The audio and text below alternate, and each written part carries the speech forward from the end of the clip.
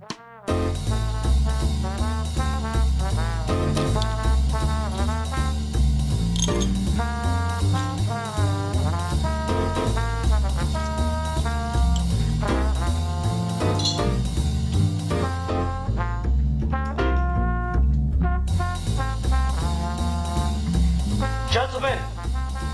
the time has come once again to discuss things. It is I, the one, the only.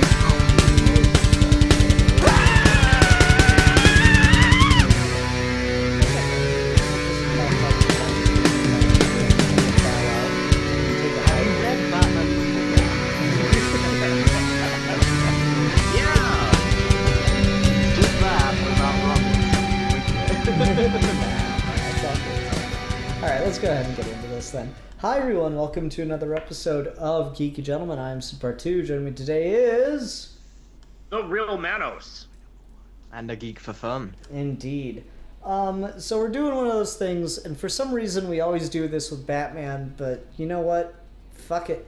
We're doing another one of these series where we're going to be talking about, like, just... not exactly in a single series, but a theme, I guess, which is we're going to be reviewing Batman comics that focus on the origins of characters. So we're going to be talking about Batman Year One and The Man Who Laughs Today. Next week we'll talk about another character's origins and so on and so forth. Of course, give the issue numbers out and stuff like that.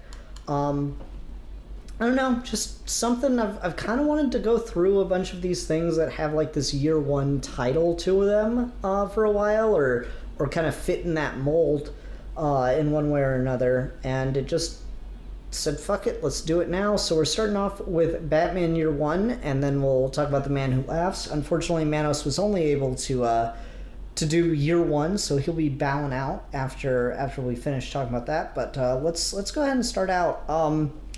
So Batman Year One is like one of those really, really like groundbreaking important stories. I think it's the thing that everyone says, oh, you want to get into Batman comics? Start with Year One. And you can debate on if that's a good idea or not, but I think it is one of those really groundbreaking things. So I guess I want to ask everyone here, does it really deserve to be? I say yes. I would also second that. Okay, and I think so too. It's far from the only Batman origin we've had, especially in recent years. Yeah. It's just funny, because, like, it's a character whose origin gets done to death. You think that something eventually would have surpassed Year One, even if Year One has got this, like, importance just within, if not only the history of Batman, the history of comics. But you think with as often as we've gone back to this story of how did Batman start out, you think we would have kind of moved past this story in a way, but I tend to agree. I don't think anything has surpassed this. I still think this is the best Batman origin we've ever had. Well, I guess maybe I'll rephrase my sentiment a little bit, because this isn't my favorite Batman origin. Mm-hmm. My favorite, and I think a better version for how I see Batman, is Zero Year. But in terms of a legacy for the character and how comic book character origins just in general changed, and DC and everything that came out with this book, this is often undersold, I think, sometimes next to Dark Knight Returns. In many ways, this is more important to how Batman is written as a character and how Batman is portrayed in media than Dark Knight Returns even is. What I love so much about this, and this is, by the way, my favorite Batman origin, as far as I'm concerned, it is the Batman origin. I actually don't really count any of the others. Because Miller did something really smart with this. This is, of course, the origin after Crisis on Infinite Earths, which is 5 reboots ago. And Miller did something really smart. He stripped everything down, because Batman at that point had been, pretty large figure in DC and involved with all the kind of crazy cosmic stuff and this crazy superhero stuff. And what he did was he just did 4 issues out of the regular series. This wasn't like a separate mini series, or they didn't like renumber the book and started at one again. No, it was just a it was just within the series, and it's 4 issues, and everything is simple. Everything is on the street. Everything is like watching Batman piece together how he became Batman with his like successes and failures at every step of the way during the course of this year. And it doesn't try too hard. It does to like overcomplicate things. Which is saying something with Frank Miller in this day and age, isn't it? Yeah, this is a very different Frank Miller. Because first off, there's a lot of humanity in this book, in the way he writes Batman, and specifically the way he writes Gordon, who is actually the lead character, I would say, in this series, and a lot of people would count that, because he still tries to keep a bit of mystery in Batman. And I assume when he was tasked to write this origin post-crisis, I believe, my guess is that he and the editors agreed to leave some wiggle room for Batman. Denny O'Neil had something planned right afterwards, and he doesn't, like I said, it doesn't try too hard. We get to see Batman screw up and why he does things this way, because he screws up here and then he screws up here.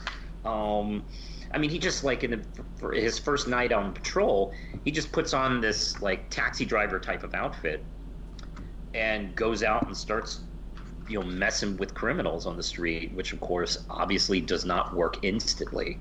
And you get to see him kind of figure out why he does the Batman, why he behaves this way, why you have to work with the police instead of against the police or separate from the police. And actually, that's one thing I want to make sure I jump in on. One thing I really like about this is why Batman feels he has to be a vigilante, because there's just so many fucking steaming hot takes out there about Batman should just give his money to the police or all this crap, but it's here in the book why he doesn't just give all the resources to be Batman to the Gotham City Police Department. It's because the police aren't fully trustable, and I feel like that's a really important thing to do, because you could probably do that story with Superman or Wonder Woman or anyone else, but it works in a certain way with Batman that I don't feel it would with those other characters, because Batman's so rooted in this it's kind of possible feel. Paul Dini has, I think, one of my favorite quotes on Batman of all time, which is, because he's one man, he's every man. And so you can always kind of see yourself in some way, shape, or form in the shoes of Batman. And the relationship with the police in here is something I find just incredibly entertaining and very, very interesting in that way. And it's a real shame you didn't get a chance to read Man Who Laughs, Manhouse, because the way it evolves, the way that relationship with Gordon evolves in the next book is something I definitely want to talk about too. But we'll wait till we get there. But there's such a confrontational attitude toward the police. The police in Gotham are not only corrupt, but the ones that aren't corrupt are violent. The way that the one officer uses the SWAT team, the people of Gotham just know that he's just call him a Gestapo. It's really, really entertaining on one level, but it's also very tied into just the thinking behind Batman. Correct, and it also brings up the fact that there is, you mentioned the corrupt police, and it is institutionalized. The police and the mafia and the politicians are all kind of tied to each other. So this is Batman's way of breaking free of all that by acting independently, and which also serves showing how Gordon is within that system, and his hands are tied. He's a good cop and he knows other good cops, but it's not just a few bad apples. It's like, you know, the whole batch, and there are a few good apples mixed in there, doing their best. And of course, like, you know, we have that, you know, one of my favorite scenes is this, when he interrupts Falcone's dinner party, which has, like, you know, important people there, you know, from the police and the mayor. I think the mayor's there and stuff like that. He blows up the wall, and, you know, he gives him that speech of, "Ladies and gentlemen, you've eaten well. You've eaten Gotham's wealth, its spirit, and your feast is nearly over. And from this moment on, none of you are safe." And that's a far cry from the Frank Miller who exists today, who's like trashing Occupy Wall Street. This is essentially, you know, what Batman is trying to do, and it makes it seem why he's so dangerous to the people in charge, because he is someone powerful that they can't control. And, you know, we saw that a little bit touched on in the Nolan movies as well, which borrows a lot from, like, the Miller stuff and the Long Halloween stuff, which also borrows from the Miller stuff. And that's the thing. It's like some people, like, you know, rip on this, like, oh, this isn't as good as in, you know, these other Batman stories that are much bigger and more advanced and, you know, doing this stuff and this stuff. Like, this essentially was the blueprint and the starting point. You know, this was essentially to start Batman anew for a whole generation or generations to come. And one thing I want to build off it. Yeah. One thing I really do want to plant there is a lot of those other stories, like Alfie, who's been uncharacteristically quiet, so I'll have him take over after I finish this. You mentioned Zero Year, and, like, I like things about Zero Year. It's probably the thing in Snyder's run that I have the least problems with. But one thing that I really like and that I think Year One is superior for is it's just Batman. There's no villain in this. No single one evil bad guy. There's no Joker. There's no Riddler. There's nothing like that. Those guys are all reactions to Batman. And I think it's just really, really interesting to have this story where the bad guy is the crime. Batman starts as a character who wants to war on criminals, yada yada. And this is the one and only time that gets to truly be his mission, and he's not worried about the eccentric side of it yet. Yeah. And that's, like, one of the things I think a lot of people miss about, like, the potential for a really cool, grounded Batman story. And, you know, like, when they announced the show Gotham, I was at first like, okay, I could do, like, a GCPD thing. That could be cool, like Gotham Central. And then it's like, oh, but it's all pre-Batman. I'm like, okay, I guess you could maybe show Gordon kind of coming up through the ranks. Oh, but we're introducing all the villains too. I'm like, well, what the fuck is this show? Yeah. Anyway, Alfie, what do you have to say to all that, or do you want to just take us somewhere else? You choose. Well, I think I'll just continue with that point because I feel like that's very true. If you look at this in the long stretch of Batman history, this is one of those rare few times you do get just a Batman versus real world crime in that sense. And I very much do appreciate it for that.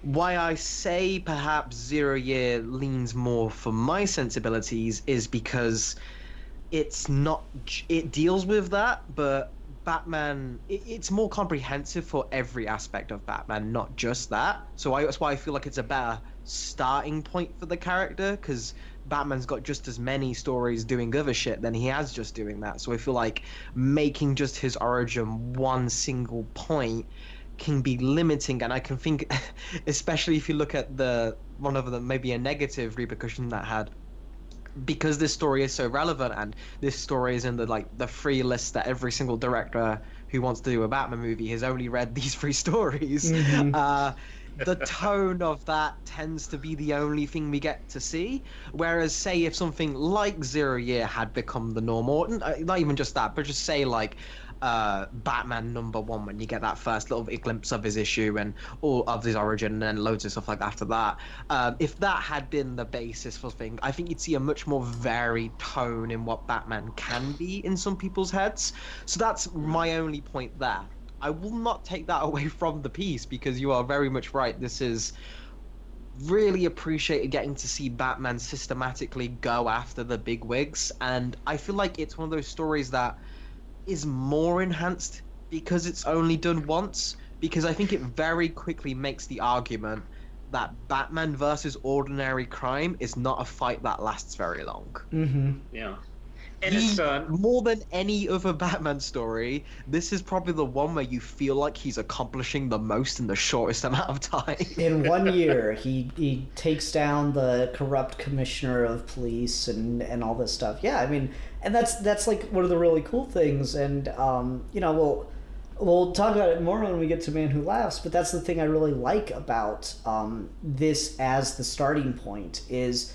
He starts off prepared for one thing, and he's Batman. He can outthink anybody. He can outthink, you know, like Galactus versus Batman. Batman wins depending on prep time, kind of thing. Like that's I think a very fundamental part of his character.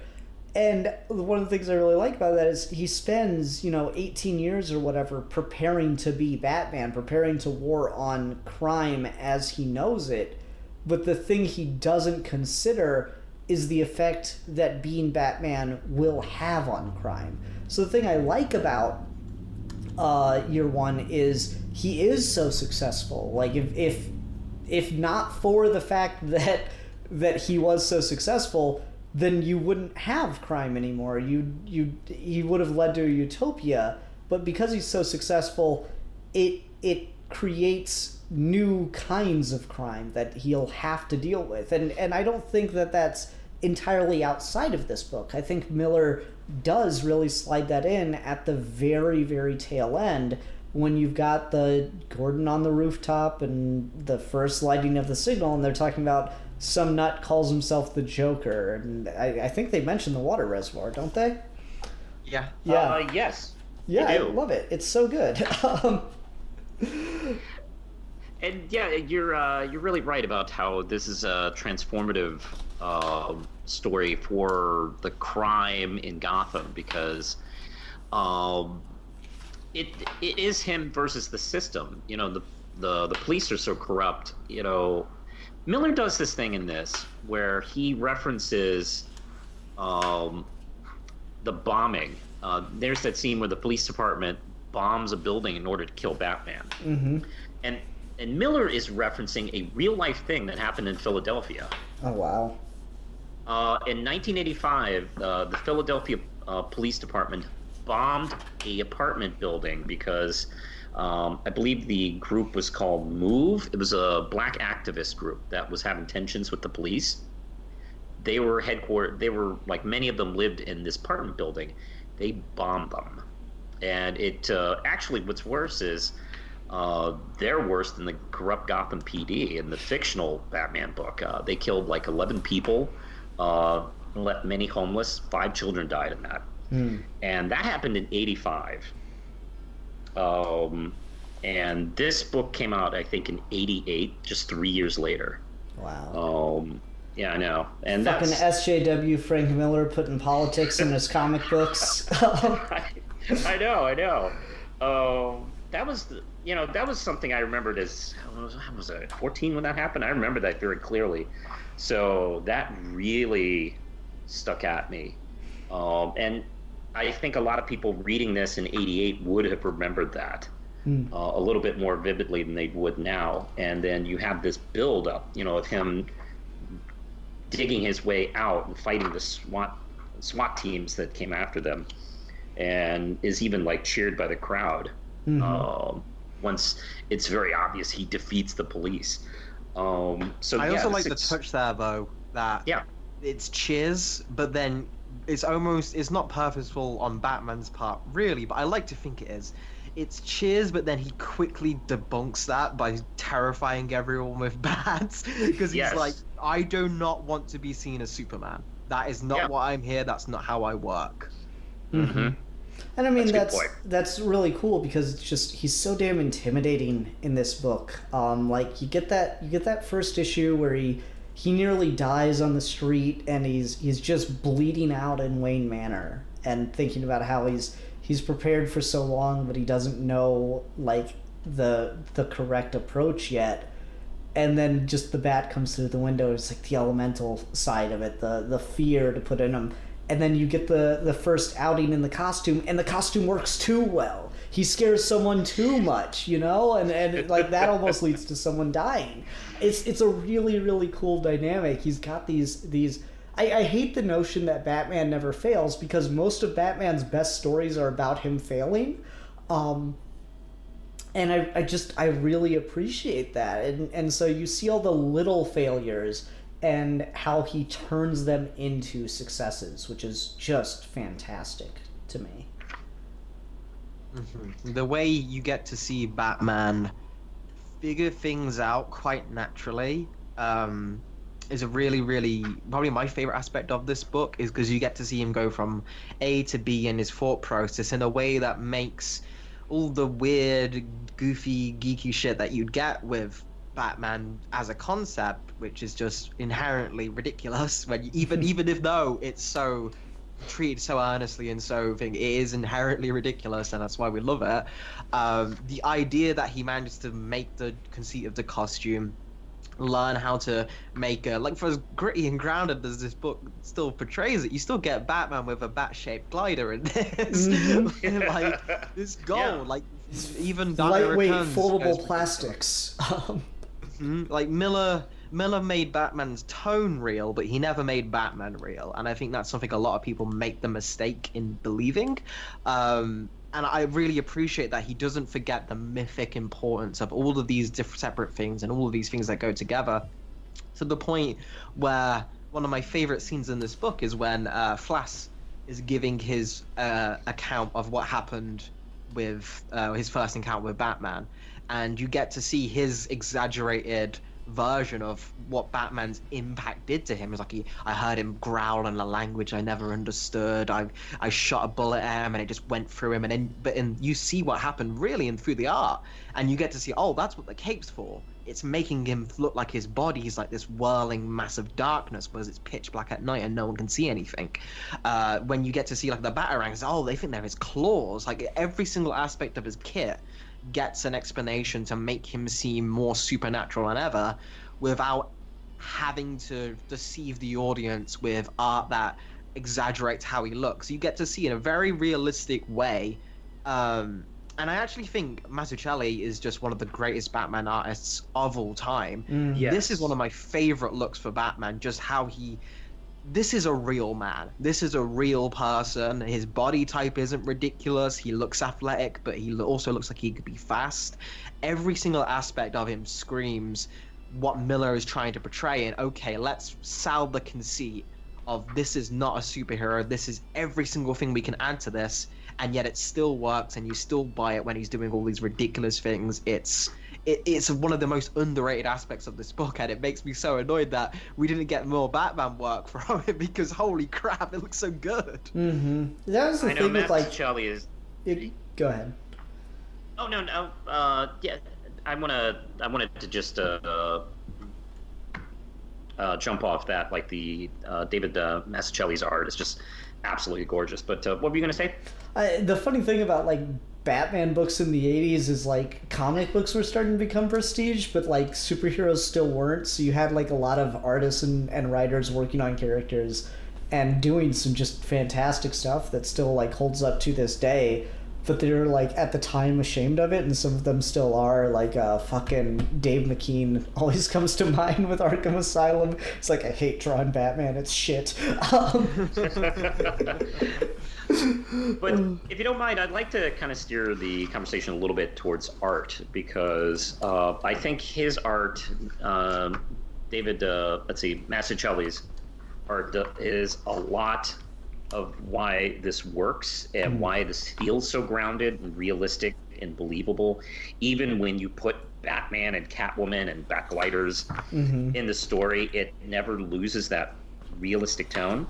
And I've heard like influences involving like Martin Scorsese's work, Taxi Driver, The French Connection were big like influences on this, and the colors are muted in this. Mm-hmm.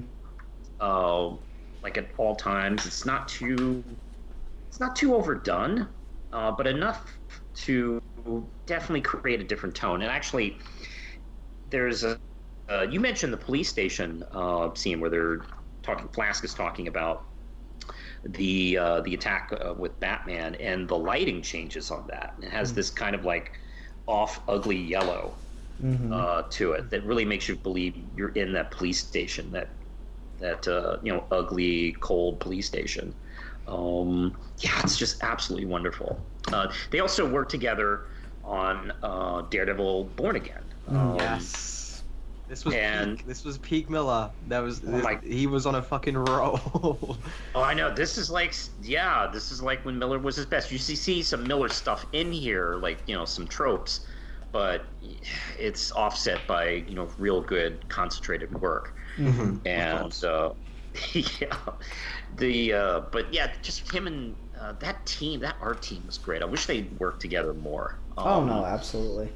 Because Born Again is one of the, I think, as much as people talk about how great it is, I think it's still underrated. I think it's clearly one of the best comic book stories in this generation, the last 30 years. Mm-hmm. And it had a huge influence. You see a lot of what Born Again does with the superhero over and over again in other stories. Mm-hmm. I think so. One of my favorite images from the book, and I want to use this to transition and talk about Gordon because we haven't talked about him as much. But one of my favorite images is the end of chapter 3, where Gordon is sitting on his bed and his wife, Barbara, is like 9 months pregnant, asleep above him. And he's just holding his revolver and feeling like shit because he just kind of cheated on her with Sarah Essen. And that's one of my favorite things about this book is how, like everyone says, oh, it's so gritty and real, but like just how like non-perfect everyone is, because that's a real like thing that I get when people like think of comics. They think of, oh, it's just all like people in capes that are fucking Boy Scouts, and they punch crooks that are dressed in stripes with domino masks or whatever. And like this is one of those scenes that just doesn't fit that mold at all, and it shows you the kind of some of the realism that you can get in a comic book, and it's just all very heightened though. It's this that heightened realistic kind of world. And it's so perfect. You can perfectly see the bed and the characters and everything, but the rest of the page is just shrouded in darkness. And it's kind of like emblematic of Gordon and his character journey through all of this, where he's gone from moving to the city and not really liking it, and he's trying to be a good person, but even a good person in this city like slowly gets kind of corrupted and brought down in some ways, and things are getting complicated and murky in ways that he never thought they would. And it works really well because it sets up the whole thing of him having an affair, and now like there's dirt on him, and it's got drama to it. It's such a really effective scene. I really, really like it. And it's crazy because it's so late in the book. We're on issue 3. This feels like an issue 2 ending, Yeah. And I love that. That actually is one of my favorite images in this book, and probably maybe one of my favorite images in comics, because it's a great artist working off a script from another artist. So this the imagery is there. I mean, this is simple visual storytelling. Mm-hmm.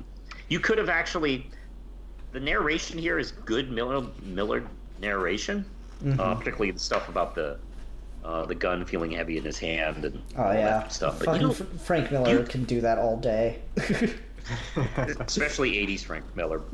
And so many people since then have tried so hard to copy this kind of narration. And it always comes off as making Batman sound like just a total fucking dick. Yeah. You fucking scum. Yeah, it's embarrassing. I've seen writers try to copy it with Batman and other characters. It's always embarrassing. Like, come on, man, don't try to over pad your part there. Just write. And you could have eliminated this narration, and all you would need is this image. Mm-hmm. After those scenes, after this is the last page of that issue. That's all you need. It's absolutely wonderful visual storytelling. Oh no, absolutely. I love that about it, and I just, again, one of the things I really like about this book is how there's not a villain, and it ends with just like the characters meeting each other, and it gives. I love the ambiguous nature of, does Gordon know that Bruce Wayne is Batman by the end of this book? Because you got the whole scene where like Bruce dives and saves Jim Gordon Jr., which got turned into a villain years later for some goddamn reason.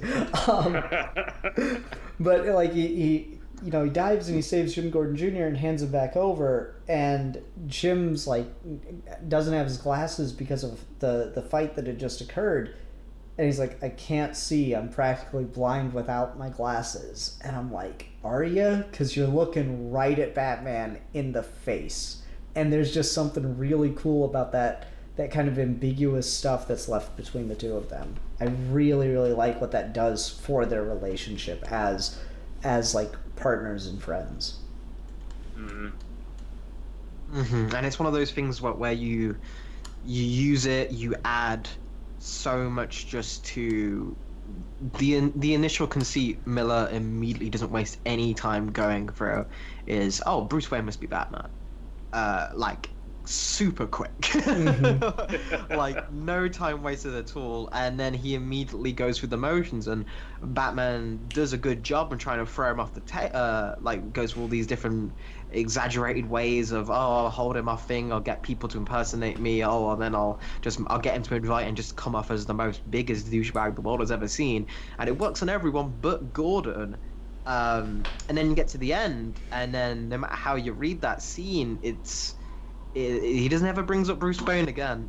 And there's a good reason for that, and I think that's a very strong way of justifying the universe and letting you kind of buy into these characters and believe that each of them, no one's a fool here. One of the best things I think this book has added to Batman lore, well, I guess I'll just say two, is its supporting cast. Is Gordon here became the character we all know today, and he became one of the greatest supporting characters in comics and fiction. He's just, Batman without Gordon just doesn't work now, but yeah, it used to be that way for so long. We had Batman, his first appearance, he's talking to Gordon, but it's not the Gordon we see here. It's a very different type of character. And the other person I want to just quickly say, he kind of got rebooted and sassy already before this, but this is the one that really established something that changed their entire dynamic. This is the first book that establishes that Alfred was the Wayne's family butler since Bruce was a kid. This is the first time that's happened, and imagining a world where that's not the case is insane. Yeah, it just became so synonymous, like so quickly in comic book history. Like everyone just like quickly latched onto that. Yeah, I mean, and it when I found that out, I remember Alfie was the one that told me that. I'm like, wait, what? You're joking, right? And no, it's so crazy to think that wasn't always the case.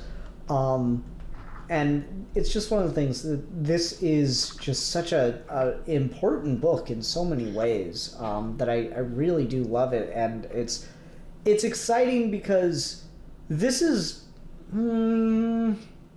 I don't know, we're going to be eventually talking about Long Halloween and Birth of the Demon, but it's hard not to just say we're starting with the best of the series, and it's all Batman. Batman and Gordon.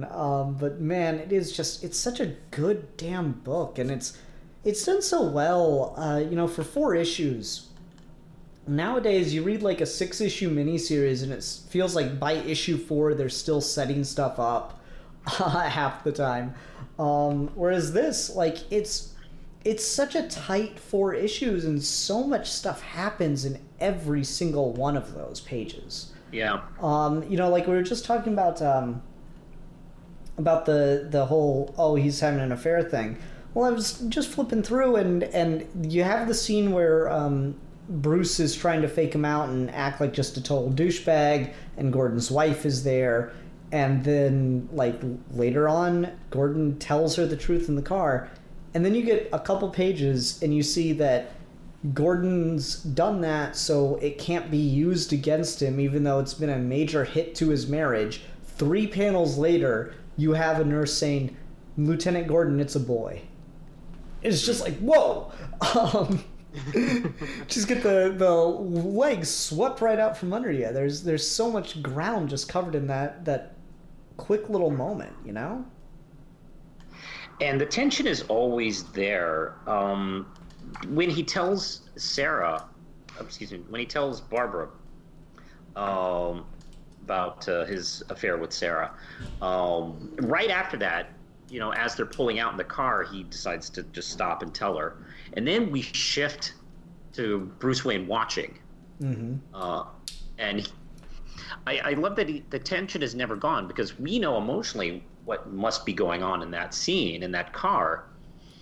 But it's being like treated to Bruce like, oh no, are they like discussing whether it worked or not? Like,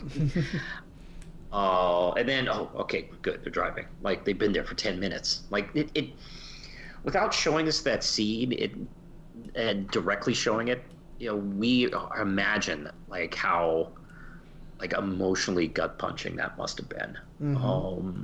I mean, you can make a case that, you know, maybe that would have been better to show, but it's one of those things like a scary scene where what we don't see can affect us just as much. Absolutely. I really like the way that's done. And what's interesting, of course, is this is one of those things where, like, even though it was in continuity, but it's kind of come and gone out of continuity since then. But yeah, like, one of the things that's really interesting is that's kind of the end of that scene, and then later on in the book, Sarah Essen Gordon's written out of the story. She like transfers to Chicago or whatever. And one of the things I think is interesting is, of course, there's an off-screen divorce, and Gordon ends up marrying Sarah Essen at one point in later on comic continuity. Yeah, she comes back in the mid-90s. Mm-hmm. Because, of course, this is just so popular. And it's just, I don't know, it's just interesting to see how that all happens, just the impact this has had in other ways of things that have been like done to try to bring it back, essentially, and make it more important. It's one of the things I really, really like about the series. Yeah, I agree. Let me ask you something. Both with Man of Steel and Year One, John Byrne and Frank Miller, you know, created the new origins for Superman and Batman, and George Perez created a new origin for Wonder Woman. And in the case of Batman and Superman, they were designed to take place in the past, like 10 years before, like, the present of 1988 or something like that. And then they jumped to the present, 10 years later. There was a time skip. Whereas George Perez didn't do that with Wonder Woman. Like, he was writing it like, this is Wonder Woman's origin is happening now, and let's continue on. Do you think they should have, like, continued with that technique? Like, because John Byrne was still doing, like, Superman. Like, you know, he wrote the miniseries and then went into the books, and Frank Miller didn't stick around. He just did Year One and then left. Do you think it would have been a better idea if we had just, like, no, this is the beginning, and let's just keep going from here instead of doing a time skip? Well, I mean, that's the interesting thing of what we're doing on this series, right? Is we're kind of going through of, like, can you make Batman's timeline all work together just using, like, villain origin pieces and stuff? Correct. Well, the thing is, there was things Batman did here that DC was doing. Like, you know, for years, they were like in the comic trying to play off like Batman can't join the Justice League because he's trying to come off being a myth and stuff like that. But it's been like 12 years of DC history and things going on. So to me, that's a harder sell than if they had just kind of just kept going with that timeline instead of skipping. And then we could have like had a fresh start with like all the new origins, which they were doing anyway. Yeah, I don't know. It could be interesting. The funny thing about this is year one is 88, right? And a lot of the other things we're going to be discussing in this series, and this might be a good time to wrap up on year one, are annuals from 1995 that all have the year one banner on the top of it. So like nearly a decade after it was out, it was already like this level of popular to where it had just become like ubiquitous with Batman. And to the point where DC was, of course, trying to pawn it off on other characters. I always thought the year one annuals were like just limited to the Batman books, and then like in looking them up, I found out that there's a Wonder Woman year one annual from 1995. Yeah, there's a whole bunch. Yeah, it's not even an origin story. It's super weird. For a few years in the 90s, DC was doing theme annuals, and one of the more popular ones was the year one theme. Mm-hmm. Yeah, I mean, it's great. It's just, I feel like you should actually do a year one story and not just write a Wonder Woman story and put year one on the title. Anyway, no, so like it's just interesting. Let's go ahead and do a rating for Batman Year One, and then Manos will bow out, and we'll transition over to The Man Who Laughs. Alfie, why don't you go first? I'm curious. Well, for me, I think I'll just add one little thing to maybe my biggest issue with this thing, even though it's not really an issue. It's just, to go to your point, Manos, I feel like you're 100% right in that what I would have wanted is if this just continued off into Frank Miller doing a Batman run. Because that's what, after the first issue, this reads like to me. My biggest issue with year one is I feel like it does kind of, it says everything it needs to say in the first issue and then just keeps saying it again and again.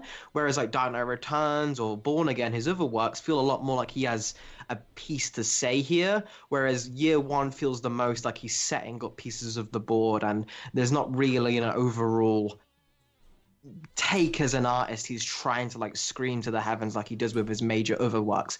Still really gold, beautiful work, but it's what separates it from being the toppy tier of Batman stories for me. So for that, I'm gonna give it 4.5 out of 5 shot to death jaywalkers by Brendan.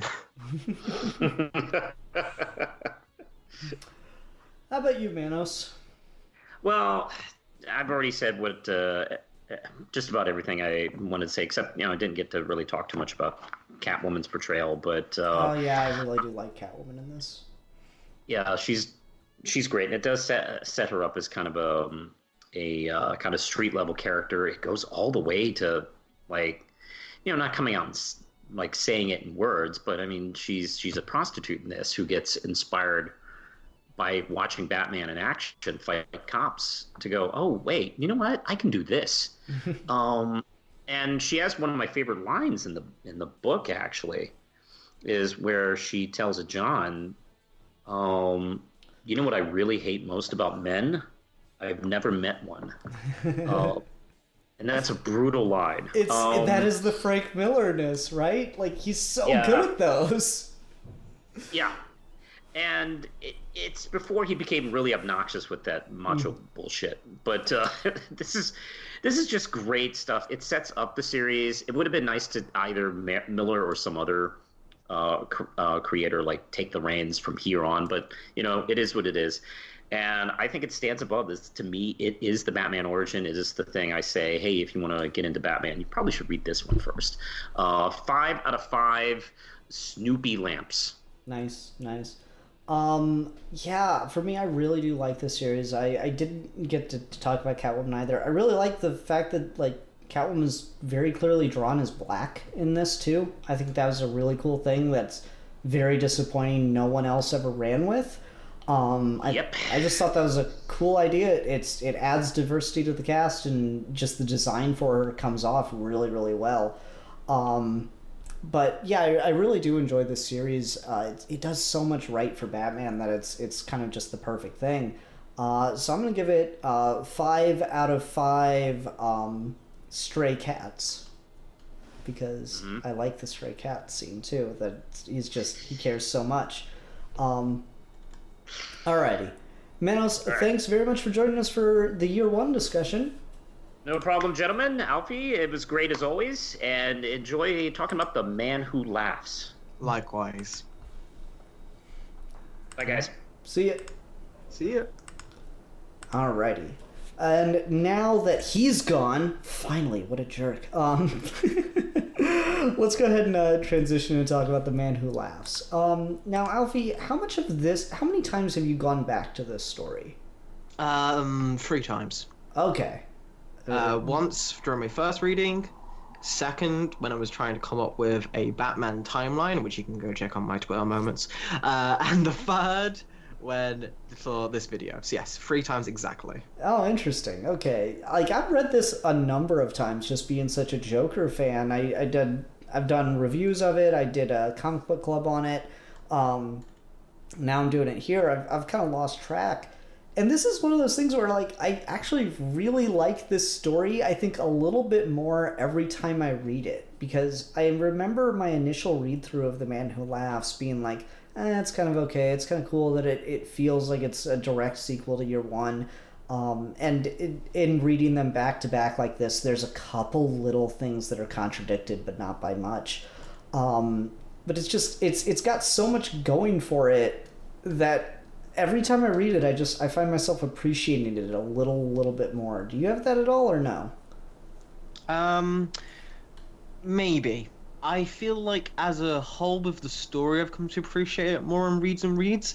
But at the same time, it's like every time I dig into it, some of that initial luster does fade a little bit for me. Okay, why is that? There's bits here and there. Overall, with just in terms of how I see the Joker and how I want their relationship to be formed, that I don't know. It's like one of those things when you're seeking perfection and nothing could ever live up to what you imagine in your head. But especially this reading, just coming off of year 1, I do think it shows that Ed Brubaker is just not as good a writer as prime Frank Miller, and it was a bit jarring for me going from that characterization of Batman to this. Not necessarily in terms of a bad thing. I still think this is a really solid story, but in terms of just the level of quality. I mean, I think that's fair. I don't think, as much as I love year 1, I can't hold other things to it, because it shocked the landscape so much, and everything was trying to imitate it for a long time, including this in a number of ways. This is trying to, I feel, less imitate year 1 and more pay homage to it, but it even does still have moments where Batman gets to be a bit of a jerk.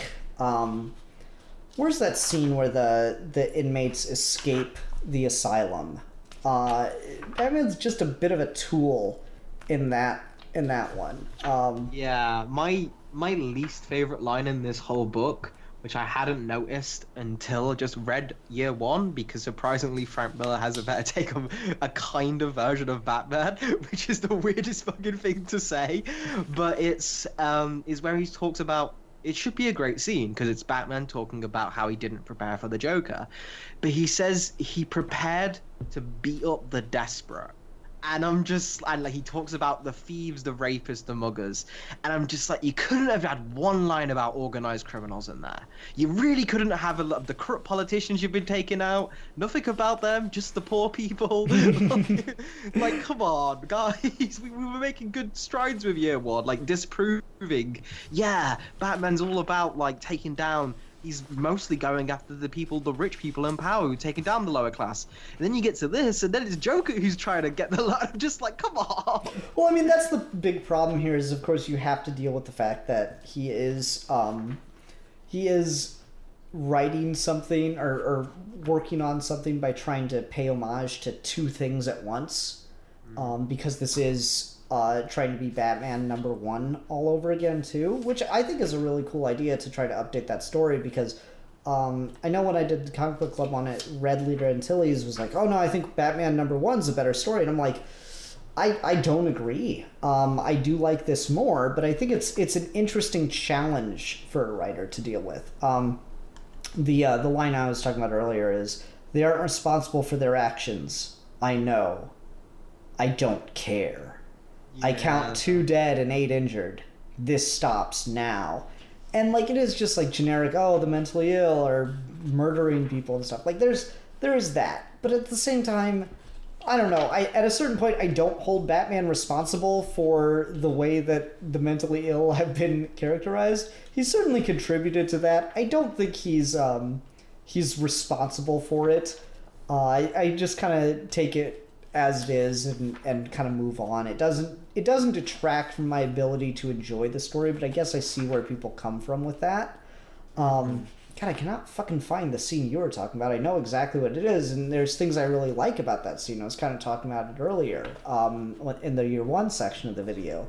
But I just like how much of this works and does feel like it comes off of the tales of Year 1. Particularly just like really, I guess subtle's the wrong word, but I like that Gordon's a redhead in this. You know, like, he's still got the red hair and everything from Year 1. I think that's a cool detail to keep, because so often he's just seen as being completely grayed out.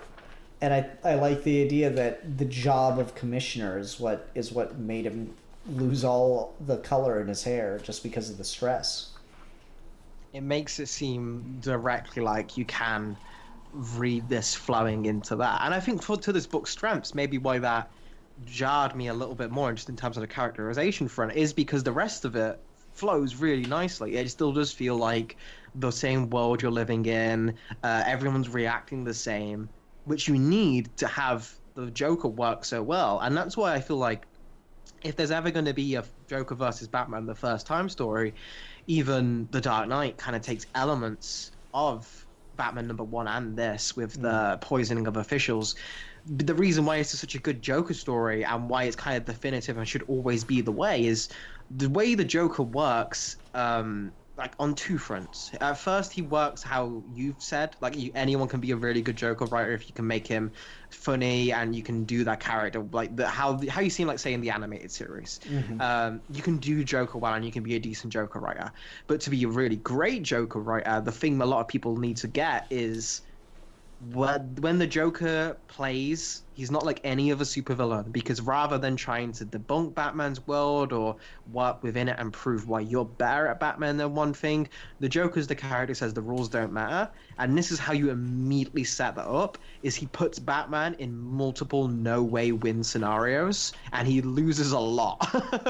And it's the first way you get him, even first appearance he's kept this, and it's why the character is, for as big as his hatedom kind of has gotten recently, it's why the character is still deserving of his hype as one of the greatest supervillains of all time, if not the greatest, is because he's so effective on making win conditions into losses, doing the impossible in a way Batman can't think. So then Batman has to improve his game and think about a new type of criminal. It's why he works well if we're looking at in the framing of this series as Batman's timeline. It's why you really can't have any other villain apart from the Joker be his first true supervillain, because Joker's the one who gets that ball rolling. Joker's the one who breaks the rules, and then everyone kind of picks up the pieces after him.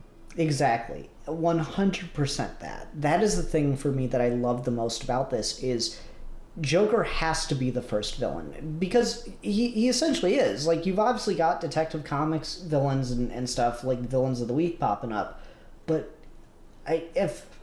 correct me if I'm wrong, he doesn't have a recurring villain until you get to Batman #1. The early issues of Detective with Batman, I don't think he gets a recurring villain. You might have a villain that's like a 2-parter issue kind of thing, but I don't think you get a recurring character as a villain. Yeah, I could be wrong, someone will have to correct me, but I think Hugo Strange turns up at least one other time. But that might be after. It's very close. But you are you are 100% right in that the Joker's the one who really... Joker and Catwoman and Robin all kind of come very close to each other, which is almost like cosmic destiny when you're looking back at it, just in those three characters kind of define Batman. But yeah, you're 100% right, it's almost like since the beginning we've been telling the story with the Joker of the one who changes the game of everything, even just in filmography. Even though you got Batman Begins and you got Ra's al Ghul and you got Scarecrow, they make a point in The Dark Knight to continue to talk about how the Joker's like nothing he's ever faced. No, exactly. It's one of my favorite lines of The Dark Knight that they set up and they never ever paid off, because they do the whole Batman retires right after the Dark Knight thing. Heath Ledger's Joker has one of the greatest lines that's ever been attributed to the Joker, and that is, "See, I'm not a monster. I'm just ahead of the curve." Like, he sees it coming. Batman doesn't see it coming, but Joker does. Joker knows the supervillains are coming because Batman's changed the rules for everyone, and Joker changes them right back. And it's just such a good little moment, and that's what I like about, I guess, more the idea behind this story, because Joker in this doesn't quite see it coming yet. He's obviously, you know, they do the Red Hood thing, so he's obviously dealt with Batman in this. But in this, he doesn't quite see it coming, but he's doing enough different that he's setting it up, even if he doesn't know he's setting up the rule change, you know? Which almost plays well still if you compare it to Batman not knowing he's setting up the Joker in year one. If you look at them as like a pair, and you want to look at the Joker as like on the same level as Batman and not a superior, you can make the argument that Joker is still in his infancy right now, and maybe makes the version you see in War of Jokes and Riddles, if you count that, if you read it like in a chronological order, when that Joker there finally gets it and finally sees Batman as like his Sherlock to his Moriarty and gets that obsession with him, it makes that arc better than if a Joker who, when Heath Ledger turns up, he's already kind of obsessed with Batman, even when they haven't even encountered each other yet. So I wouldn't necessarily, it's to this thing's discredit. No, I think so. I think that's definitely it. It's just, this is Joker when he's just starting out and he's got one very particular goal. And by the time you get to the end of the story where Batman stops him, he kind of can't help but start to become fascinated by him. The lines, it's not deep. It's not complicated yet. It just leaves the potential for it to become deep, to become complicated. I really like the way that their fight breaks out, because it's just such a short moment where Joker's leaping at him and Batman's on the ground, and Batman's more physically fit. He knows that he can just roll out of the way and let the Joker fall into the poison reservoir. And I just love the narration. It would be so easy just to let him fall into it. So many are already dead because of this man. And then you just get the silent panel of him holding him up, and then you just get the reaction image of Joker, seeing that he's there. He's like, I can't. Damn it, I can't. And Joker doesn't really understand how to react. He's like, I'm disappointed, Bats. Thought you were going to finish what you started.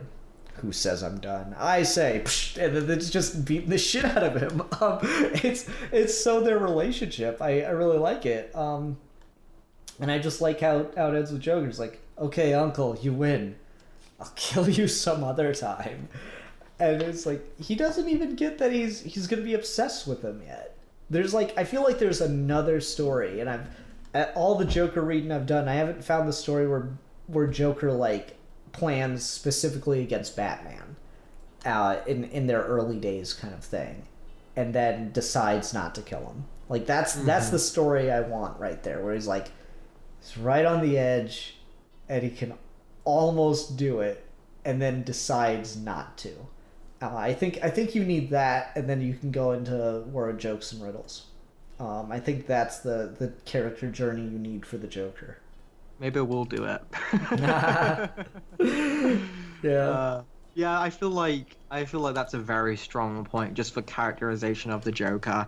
It's great to see him at such a he's so full of energy and so bubbling here that he's got his master plans and he's already established himself as a genius, but they're a lot messier than he normally gets to, because again he's making some of the same mistakes like Batman is. Like, he's leaving his reservoir plans out without cleaning them up or burning them. He's going after Ace Chemicals people specifically at the start, whereas he'd never in a million years go back to his supposed pasts these days. Like, it's a lot of a Joker who's still trying to figure out what his gimmick is, to the point where, I guess just as a big fan, how do you feel about the fact that the Joker doesn't name himself?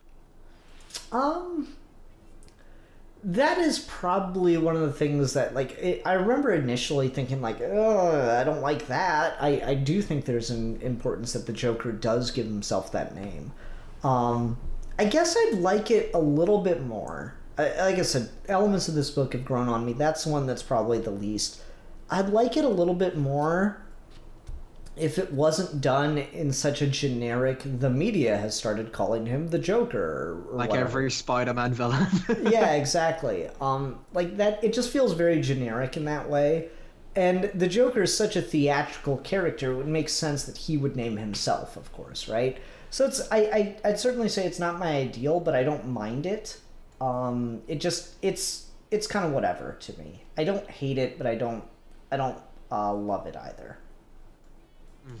I was just curious because I'm in the same boat with you on that, but I do very much appreciate how his first ever public appearance is on TV to the media. Immediately he's stealing the show. He's letting everyone know it's not just a private thing between him and Batman or just him doing a crime. It almost comes across like an accident that his shit gets found out when it does, but at the same time you can maybe the timing's so good when he decides to make his move that maybe he planted that as well. But I like the idea that the first people he kills are literally just him testing shit to see if it works. That's a really good... I feel like that's a direct nod to when you see Batman talking about, I've tested the costume, I've tested the thing, it's time to go out. Like, I think that's the moment Joker, he's testing the chemicals, he's testing everything to see, okay, is this gonna work? Do I need to change anything? Oh yeah, I've killed tens of people already, but I'm gonna go make my big debut now. Maybe a little bit nervous, so he does some writing on the wall because he doesn't know what his gimmick is yet. Like, all of that stuff really plays into baby Joker. But at the same time, I feel like what is good here, because I knew you wanted to talk about this earlier, and I'm kind of in the same boat, I feel, is getting to see Gordon's reaction to all of this. Like, that's the thing, is this is so structured just like Year One that, like, it's weird to me that this is bundled, like, The Man Who Laughs, the copy I have, I feel the copy most people have, is bundled with Made of Wood and another thing Ed Brubaker did. Oh no, The just Green Lantern story. Just Made of Wood, my bad. Yeah, the Alan Scott Green Lantern story. I don't understand why the hell this isn't bundled with Year One somewhere. Maybe it is, but, like, down to the structure of the narration is... Year One is oddly more of a Gordon story than it is a Batman story. Man Who Laughs is more of a Batman story than it is a Gordon story, but we get both of their narration throughout both books in exactly the same way. Like, down to the color of their narration bubbles. It's such a, like, direct thing. This feels like you could just read it as the next chapter. Which I think is just such a cool little touch. As far as Gordon's characterization in this, I quite like him. You see that, like, okay, now he's actually able to do some real police work and not have to deal with the politics of the corrupt cops in Gotham and stuff. And so he's actually pretty good at his job, but now the job's getting harder because of the craziness of Gotham. And, like, you know, the rich people won't listen to him about what he wants them to do. They refuse to go into protective custody, and this guy refuses to wear body armor, and just this. I like how much of that just works and rolls and plays together so well. And then the thing I like about this is, like, Year One ends with Batman and Gordon about to meet on the rooftop for the first time. and which is like, such the ubiquitous image. Like, there's got to be a statue of that, right? Of just Batman and Gordon standing on the roof of Gotham Police Department. This book ends with them doing that again, and you get the sense that this isn't a new occurrence for them yet, but it is still novel, and it ends with the start of the bat signal, which is great because this is also part of my Batman origin headcanon stuff. We'll see how long this lasts with the art as it goes. But Batman, both in Year One and in Man Who Laughs, has a gray suit with a black bat as the center of his costume. And at the end of this book, you get the bat signal. So I really, really hope that none of the other Year One stories we read until we get, far enough into it to make it make sense. I really hope we don't get the yellow oval, pre-bat signal. I think you might get it. I can't say for sure, but I feel like that's one thing they have been very good about, keeping consistent when we ever do first starting Batman, even down to something as modern as War and Jokes and Riddles, is it's always this suit. It varies. There's some stuff where it's like early days Batman, and like I guess the biggest one in my mind is still Batman '89 by Tim Burton, as he's walking around with the yellow oval symbol, and then they unveil the bat signal at the end of that movie. And that's the one that's always been like, no, what? Oh. But yeah, that's always been my headcanon, is the bat, because I mean that's what it is meant to reflect, is when they designed as the yellow oval symbol, it was meant to look like the bat signal, and so it should work that way in story too, It's just it's just common sense. So I don't know, I do really like Gordon's journey in this scene. How about you? Or in this story, how about you? I really like it as well. I think it's cool getting to see someone. I feel like I like how Gordon reacts more. I think you cut out a bit, bud.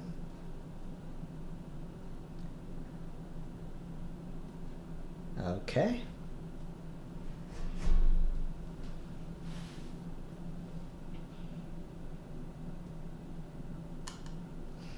For that, whereas Batman, hold on. You cut out for like a solid 30 seconds or so. Can you just start your point on Gordon over? Yeah, no worries. So basically, just Gordon manages to portray that he's in over his head with the Joker. He's trying to work his way through shit, but by the end of the story, he hasn't even really resolved that. And I like that because it leaves it open for the future stories for the other supervillains to go, and this isn't the end of the change. This is the start of the dominoes falling. So really our characters shouldn't be settled in where they are. They should be hesitant for the future. And I think Gordon has that in this, whereas Batman maybe is a little too... He can maybe chalk it up to he's young and he's cocky. But I think, like, if in my perfect headcanon, Batman sees this as where he starts maybe just becoming a little more the paranoid master planner, is he sees how quickly things went to shit with the Joker, and he's now a little bit more apprehensive. And then as the more supervillains come, he gets more and more in his own head, and when the Justice League finally forms, he's already got plans on all of them because Gotham's basically ruined him. No, absolutely. I love that about it. And one of the scenes that I think really, really works, and it's so weird because it absolutely shouldn't. It's one of those things that doesn't make any sense, and I usually hate it, is Bruce giving himself Joker venom. Like, I love the visual of it. Bruce Wayne Joker-fied. Ah, that's great shit. I don't like normally when books do this, where it's like, I took a drug and that gave me all the answers. Because that's fucking V for Vendetta, and it's the most contrived shit in the world. Alan Moore's a hack. But, like, you just get this great scene of Bruce just, like, taking that anger, that drive, from his tragedy that's turned him into Batman, and you just turn the dial a little bit, and suddenly he hates Gotham and he wants to destroy it instead. And that's what connects him to the Joker and makes him realize his plan. It's what helped. It's like that little extra push of madness for just a moment gets him just enough inside Joker's head that he's able to figure out the plan in full based on all the evidence he's gathered so far. I really, really like that. And just the art in that scene is so damn trippy and cool. And I love it. It looks great. And again, I'm just amazed at how efficient it is. It's like barely... Okay, it's a full page, and then you get... It's basically 2 pages, because it's 2 half pages plus a full page. And you just get so much done so fast. It's crazy to me. Mm-hmm. And what I feel like I really like about that scene as well is it directly sets up another Batman thing with Morrison's run. Mm-hmm. The moment he first tried to get inside the Joker's head, it worked. So it leaves that seed that, maybe if I start to think like the Joker, I can figure him out. It's like that spiral that leads him to the isolation chamber and then all of that shit. Like, I really, really like, no way intentional, but I wonder if maybe Morrison picked up on this moment. I really like how that ties together just the character arc of Batman. His first encounter with the Joker, he already made the biggest mistake he ever could, is in trying to understand him. Mm-hmm. Mm-hmm. And I think that's just the best part of it. It's just like he thinks he's got it all figured out. He's got this crazy but only Batman level of genius kind of plan of how he's gonna, slip away from the police protection in order to actually go stop the Joker. Like, that's it is such a Batman plan. I'm gonna give myself poison, and then they'll take me to the hospital, and I'll slip away there in all the chaos. And then it very nearly backfires because the poisons has an effect on him that he couldn't anticipate, because of course not, the Joker designed the poison. Mm-hmm. It's so good. And it kind of leads into stuff I like with Batman, where he like one of the cool things I've seen done with Batman and Scarecrow stories is like Batman's constantly dosing himself with samples of Crane's fear toxin, so he's able to handle it better than anyone else in the world. And it's just like, shit like that's just great. But yet, like, this is the one time he has Joker toxin, and he probably can't do it anymore because the Joker's only refined the formula and made it more deadly since, I love shit like that. I really like that as well. One thing I think it's curious, just in terms of like firsts, is this is something that has been contradicted, and we're gonna wonder how many other times it gets contradicted here. Of the first time the Batmobile is put into the field, that's been done quite a few times. One thing I do like is if you read Dark Moon Rising, which was the Matt Wagner stories, which is like slotted in between year 1 and this. He's making the Batmobile during that story, and then reading this, and then he finally puts out into field. That's good, but then there's been some other stories, I can't remember the names off the top of my head, but there have been just, this is the first time he uses the Batmobile, and the writers always just make the excuse of like, oh, it's a different version. So there is that, but I do quite like he uses the Batmobile here, and he's seen by the public for the first time really here, like in terms of like not hidden in a collapsing building, like he's just out in the streets fighting people. All of that is quite interesting, getting to see Batman making the transition to be more superheroic. Mm-hmm. Yeah, and it's like it's of course the villain that's pushing him to that too, which is the interesting side of it. Batman wants to be an urban legend, but he just can't hold on to it because the situations push him to where that's his preference, but he needs to break that from time to time, which is I like shit like that. I really, really do. It's super cool. What else? Okay, one thing I do want to talk about with this, because it is the thing that I remember having the most with it when I first read it. Do you feel like this is just too short? No. I don't. I feel like for this particular story and how this book characterizes everyone, I feel like this is the perfect amount for like one caper. But go on to your point. And I don't know. It's just like for me when I first read this and stuff. You know, you pick up the trade and it's like, oh, okay, this looks like a little thinner than other trades I'm used to, and then you figure out that the story advertised on the cover is in fact half the trade that you're looking at. And it's like, wow, this is just, I don't know, I always felt it was like really short, especially in comparison to Year One. I mean, this is like 71 pages. Just going on the page count of the book, this is about 71 pages. Whereas Year One, it's 4 issues of 22 pages apiece, so it's really not like that much longer, but Year One feels just so much longer compared to Man Who Laughs, that it's kind of disappointing. I don't know, I always kind of wanted just a little bit more, like, I don't know, I guess I'm weird. I could be wrong. Year One is, according to the page count of my book, 96 pages. Just like got an issue and a bit above that. Yeah. So... See, and that's why I feel like this is just the right amount, because I feel like Year One's just better paced than this. That it gets out the same amount of... If this was Year One pacing, this entire book would just be issue 1. Like, that would be it, and then we get into the next stage. And I do think that's why I don't...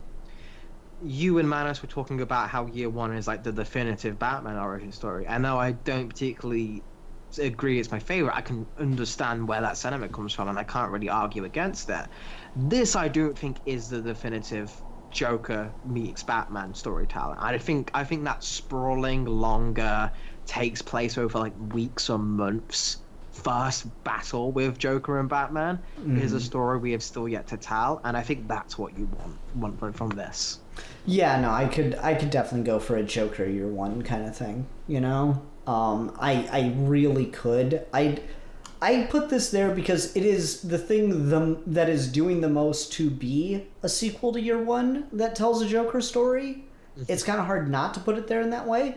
But yeah, I think you could just do a Joker Year One and not have it be an origin story for the Joker. Not like, you know, I was a comedian, then I fell on some chemicals. But just have it be that Batman versus the Joker for the first time kind of thing. I think that could be really, really interesting. And yeah, I would love to see it, because there's something special about your first time, you know? You always have to get it sexy. Well, I mean, I was going to say, the only thing I can think of that tries to do that, but it goes way too hard into the Joker origin stuff, is Batman Lovers and Madmen. Never heard of it. It was like late 2000s, and it does super Joker origin stuff where we spend a lot of time with him before he becomes the Joker, and he's like a crazy mob hitman kind of thing, and it's just I don't like it. Very much trying to do like the extended encounter kind of thing, because I think it is like a 6-issue story if I'm not mistaken. But yeah, I don't particularly care for that story either, though. Maybe Dark Knight is my definitive Joker versus Batman first time story, because that does so much of what I love about the relationship perfectly, and it's the thing that kind of got me into their relationship. So maybe, I don't know. I probably agree with you there. Yeah, fair enough. I don't know. It seems like it's become popular to suddenly hate the Nolan films, and I'm like, well, I guess I lost on that boat. I still like those movies. I'm sorry. Yeah, and if there's one thing we'll never be, it's popular. I know, Let's right? embrace it.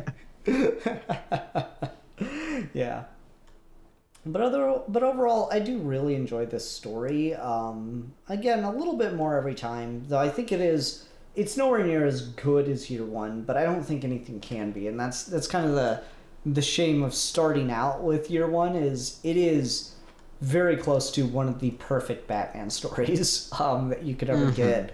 So it's kind of going to be hard, especially because a lot of what we're going to be talking about are going to be stories that people have written that are, I don't know how to put this, they're just not as experienced of writers. They're not as good of writers, even if they do have the experience. I know one of the stories we're going to be talking about is Chuck Dixon, and like, I quite like a lot of Chuck Dixon's writing, even though if he sucks as a person.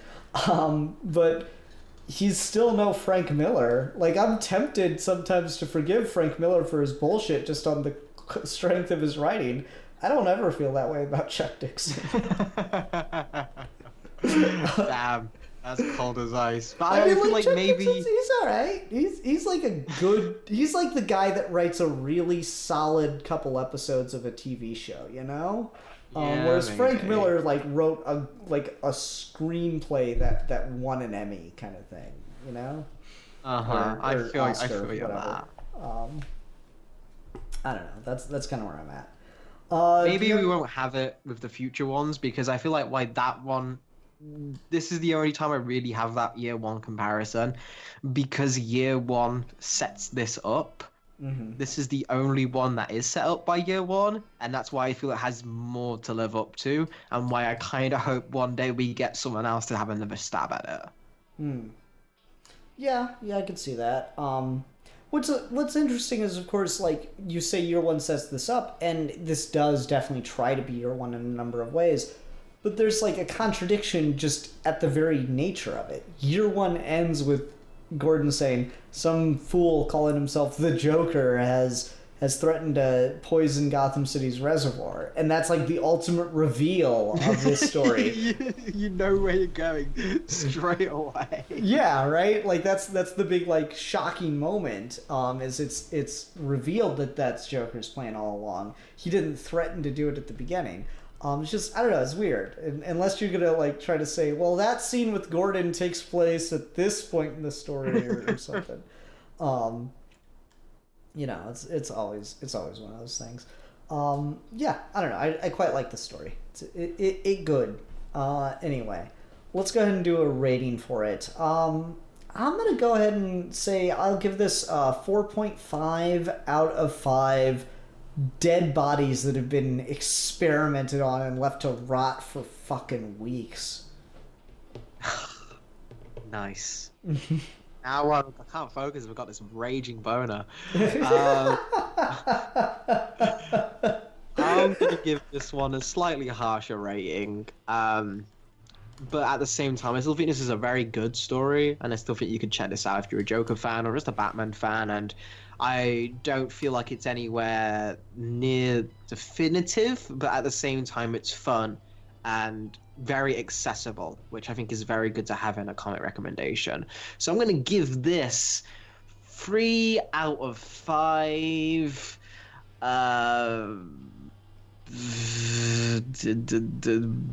Jokerized Bruce Waynes. There you go. That's a good one. Now, how am I supposed to concentrate with this raging boner? Alrighty. I should have prepared this beforehand. Let me just find where I put it on the desktop. Batman Early Years. Okay. So, next time we'll be talking about Birth of the Demon and Ra's al Ghul Year 1. So this will be an interesting thing, because we're going to get to do this twice, where there's a story that does this character's origin, and then there's another that may or may not contradict it, or possibly add on to it. We'll see. Should be an interesting time. So I'm excited for that side of things. We might get to like pick our favorite or something. Who knows? All right, everyone. Thanks very much. For Cannon. Thanks very much for watching. Until next time, I'm the Philosopher. And I am the champion of the oppressed. And we are your geeky gentlemen. And we will be discussing things.